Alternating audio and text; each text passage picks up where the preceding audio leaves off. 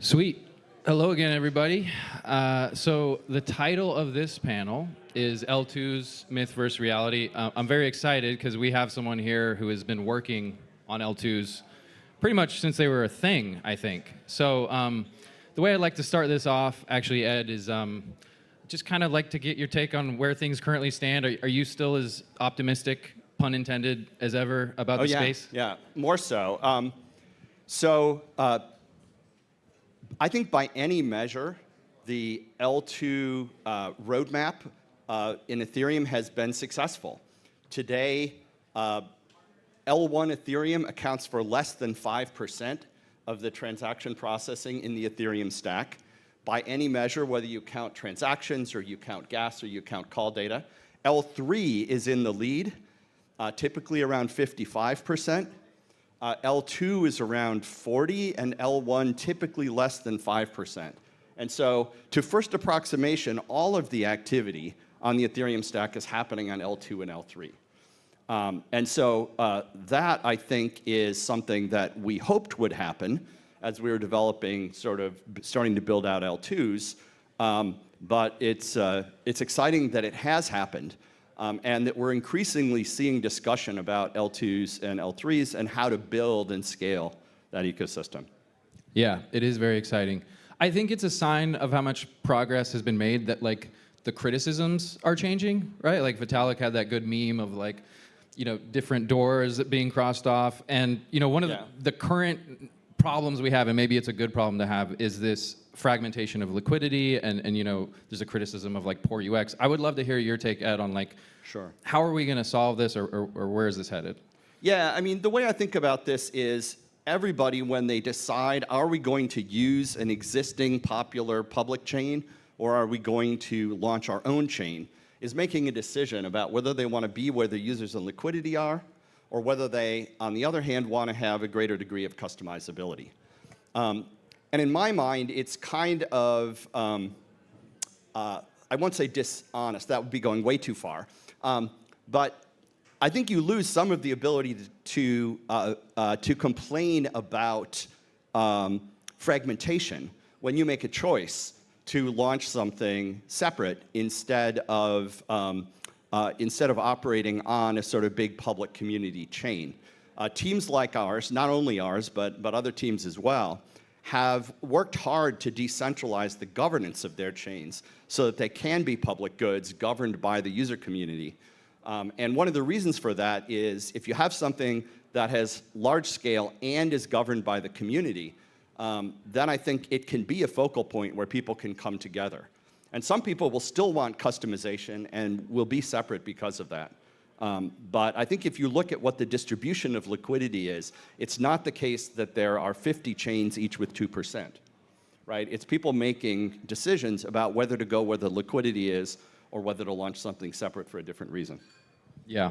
Yeah, and when we started designing Fhenix, our initial intent was actually to build Fhenix as an L1.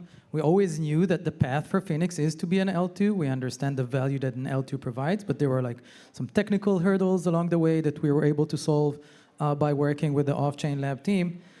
But from our standpoint, it's more than just providing a capability as an L2, as you can see from our tagline. In addition to a rollup, we also understand that given the scenario that we have multiple L1s, L2s, L3s out there, we want to provide capabilities that would enable them all to use FHE as a service across the board, which is where the coprocessor really comes into place. Because the coprocessor gives the other L2s, L1s, L3s out there the ability to use FHE as a service in a very easy way. You just call the coprocessor, you send the encrypted computation, you get the response back, and that's pretty much it. And that's how we're dealing with the fragmentation scenario. Yeah, the coprocessor model is pretty exciting as far as this goes, right? Because it gives you a lot of the benefit of being hooked into that, not only that liquidity, but also that community of users who are already there, already familiar with the technology, and have lower switching costs onto it. If you don't need to have a separate chain, you can sort of have this really nice hybrid model of using a coprocessor. It's as we've kind of developed the Arbitrum technology and worked with the community to build it out, we have not focused on the sort of private computation as a core function of the network, because we knew that there were teams out there who were building this technology and that this was going to become available and something that could be available to our users. And it's exciting to see this actually becoming real. Yeah, so you provide that, the underlying infrastructure, or allow somebody else to bring the confidentiality to the table. Yeah. I mean, we really think about it as building a platform where people can bring their ideas and their innovation. Yeah. So going back to this sort of topic, like myth versus reality, Zed, you mentioned decentralization earlier. Another, I think, common criticism of L2s is this, like, L2s are just a multi-sig meme. Yep. I would love to hear your take. Like, what's your sort of retort or response to that? I think different L2s are at different points on the decentralization road. We've always prided ourselves at being leaders in decentralization. Arbitrum had fraud proofs from day one. Even the undergraduate student project version of Arbitrum in 2014 had fraud proofs. And not only in fraud proofs, but really looking at decentralization is one of those properties that you have to have it everywhere in order to be fully decentralized. We worked really hard on doing this at the technology level, having fraud proofs from the beginning, and now moving to the bold protocol that makes fraud proving completely permissionless, meaning that any one user with a home laptop can enforce both safety and progress of the chain. There's only one thing left on the decentralization roadmap now, and that's getting to fully decentralized sequencing. And the work is already going on to build that. And so both in the technology and also in governance, I think it's also fair to say that the Arbitrum DAO and the Arbitrum community is an extremely active, arguably the most active DAO in this space. And that's partly because of the community itself. Obviously, they deserve most of the credit. But also it's because the DAO is set up in a way that really does empower the community to make decisions. In particular, I think Arbitrum is the only L2 that can say this. When the DAO makes a decision, that decision is directly self-enforcing on-chain. The DAO voting contract directly does the upgrade, directly moves the funds.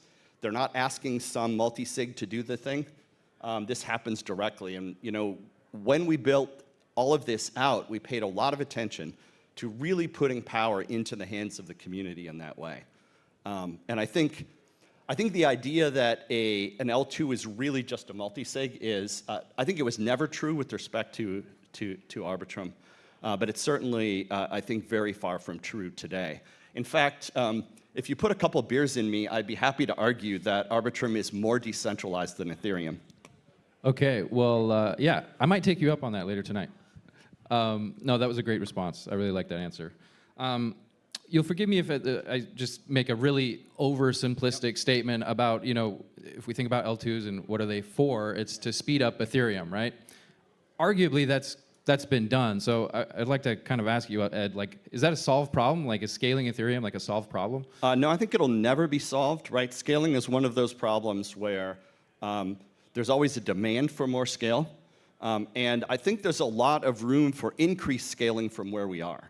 And that's both in terms of engineering, but also in terms of the sort of economics of the chain.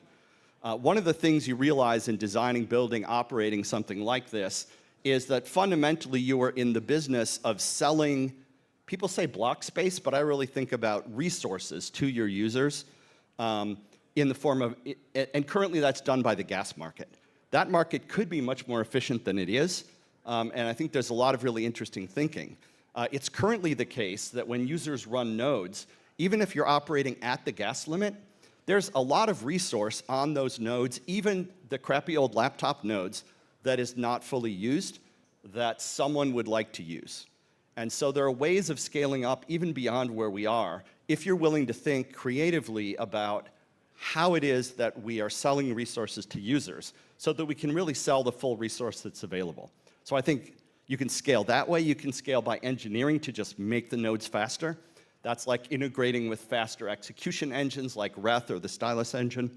And then finally, you can get scale by scaling horizontally, by having more chains and having reasonable interoperation between them, or else by scaling. The coprocessor is another way, right? You can add functionality, things you couldn't even do before, and do that in a way that is well integrated.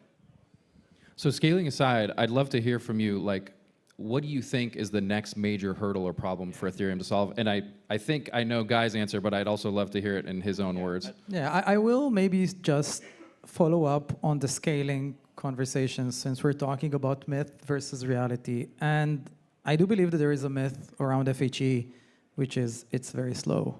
It's very complex and it's very slow.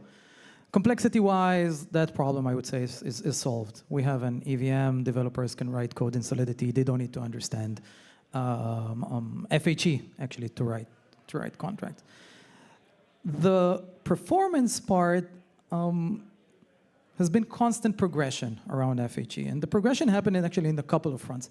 First of all, in the scheme itself. In our case, we're using a scheme called TFHE, which is a scheme which is I would say better for developing smart contracts, but there are other schemes in the FHE space, like CKKS and VGV, which provide better performance when you're running applications like machine learning and AI. So that aside, FHE is also very compute intensive. Better hardware generates better results. Today at Phenix, even with like one single non-optimized system, we're able to reach to a couple of transactions per second, which is what most networks really use today in regular days. But when you start looking into GPUs and FPGAs and ASICs, there are, I'd say, over a dozen companies that are building ASICs for FHE because they believe the potential of FHE will go beyond the blockchain space. They see FHE use cases across federal entities, cloud service providers, so they're investing in building ASICs. And that would just scale it exponentially. So I would say the myth of FHE being slow is probably not relevant anymore. We have tons of applications that can work on what we offer today. And in the next, I would say, 12 months, this is going to be a non-issue in the long run.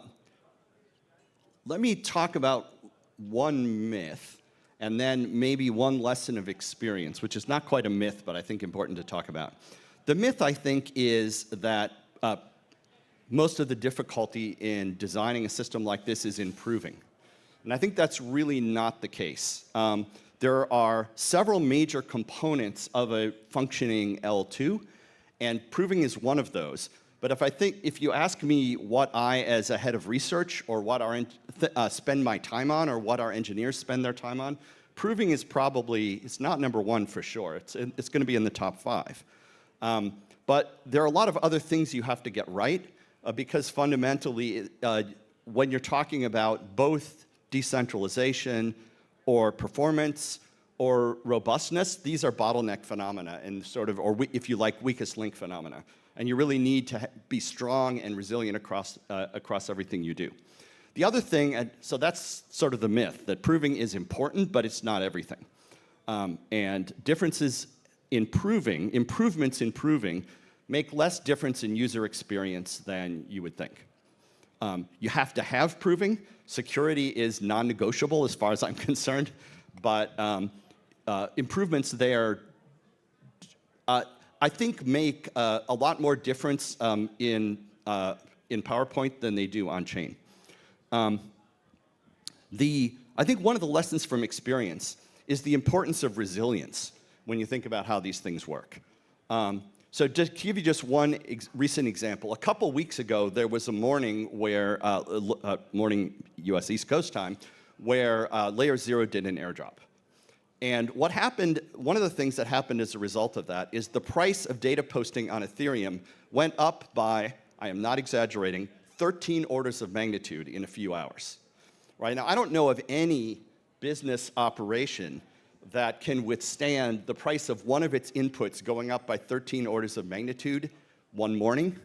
But our systems not only had to do that, but they had to do that by using an automated pricing and resource management algorithm with minimal hand tuning. Now, to be fair, there was a little bit of hand tuning we had to do. But one of the lessons from this is that the behavior and the load, the demand, the user expectations can change very quickly can become extreme very quickly, and it's during those times of extreme demand when users care the most about execution. And so I think more and more that I'm not designing for the common case, but I'm designing for peak, right? This is one of the lessons that people building Web 2 technology learned, is you have to design for peak usage, provision and design. But the same is true here. We really need to think about how we can make something that is as robust as it can be under extreme conditions. Yeah, and I love that example because my point of view over the entire ecosystem is that there are problems after problems that need to be solved. We started with a problem of scalability, and though it's still not solved, it's definitely in a way better position than we were a couple of years ago. We had problems of cost, and with data availability and rollups, the cost has also gone down in a meaningful way. Resilience is the next one. It's all about maturing the ecosystem. And one of the reasons we started Fhenix is because we believe that the transparency aspect is good up to a point. Encryption is a vital component in all of our Web 2 activities, and it's a must as part of Web 3. Yeah. Yeah. I mean, I think scalability is really important, not only the importance of continuing to do it, but also the impact it has on what can happen, right? If you look at commodity computing or the internet, you saw Moore's Law, and my favorite version of Moore's Law says you get a factor of 10 every 5 years, right? So every factor of 10 every 5 years, entirely new categories of applications become possible, and the nature of the technology and how people use it change. And we're seeing that happening in our space. And one of the implications of that is you can never have enough scale because people will always want more. They'll want to do new, bigger, more complex things. And I think that'll be true in our space as well. We'll never have enough scale. We'll always be trying to get more. And one of the forms of competition and cooperation within the field will be about how to get there. I guess you'll continue to be employed then, Ed. I think it's full employment for anyone who's doing technical stuff in this space, right? It's a large and growing technical sector. There's just a lot more need for all of these roles. Absolutely. Well, thank you guys so much. I think we're about at time. I did want to ask you about AI, but maybe we'll have to do it later over those beers. Sure, happy to do that. All right. Thanks so much. Thanks. Thanks.